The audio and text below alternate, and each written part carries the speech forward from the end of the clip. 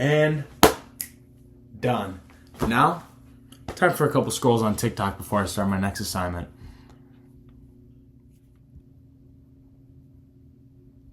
Oh my gosh, it's been 4 hours? What am I doing with this Tide Pod? Oh no, my assignment was due half an hour ago. Oh my god. Hey, I'm James Somero. And that hooligan you saw in the first two clips? That was me. Pretty great acting, huh? Well, it actually was not acting at all.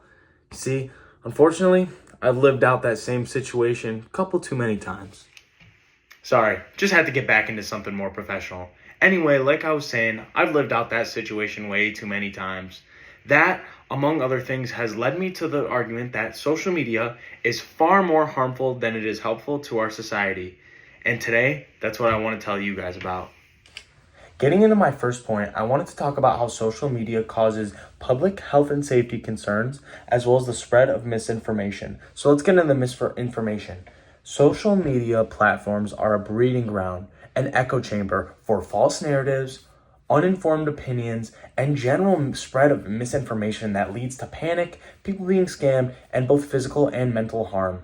And then as we get into that public safety concern, this stems from misinformation. Things like the Tide Pod challenge or the Kiki Do You Love Me challenge of literally getting out of a moving car to dance in the street are both stemmed directly from social media. A stat I want you to consider is that exposure to vaccine misinformation on social media led to a 6.4% drop in U.S. willingness to get vaccinated in 2023.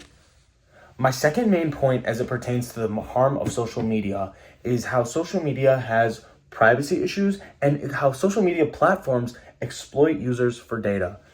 So for starters, social media platforms are taking every single interaction, recording it, and selling that information to companies to then push you more information that you want to see. Like that echo chamber that I brought up in my first point, that's what happens on social media. That's what these platforms are doing. They're taking what you like, what you enjoy, and they're pushing it in your face.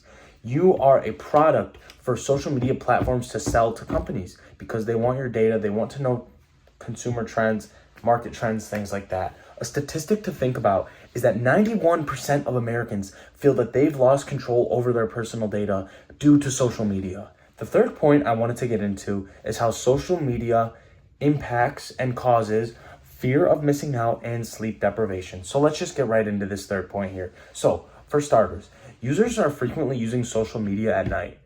The issue with this is that the combination of the content itself, so what they are seeing, and the blue light and the radiation from their phone is causing worsened sleep and less sleep. So people can't fall asleep, and when they do, it's not as high quality. So let's get into the FOMO aspect of that. You're scrolling on your phone and you're seeing that, everybody's having a great time. Or maybe you're seeing that everybody's a part of a certain trend and you're not, and you want to be a part of it. There's a fear, there's an anxiety about not being connected, not being a part of it. And social media directly causes this, and it translates into our own self-esteem.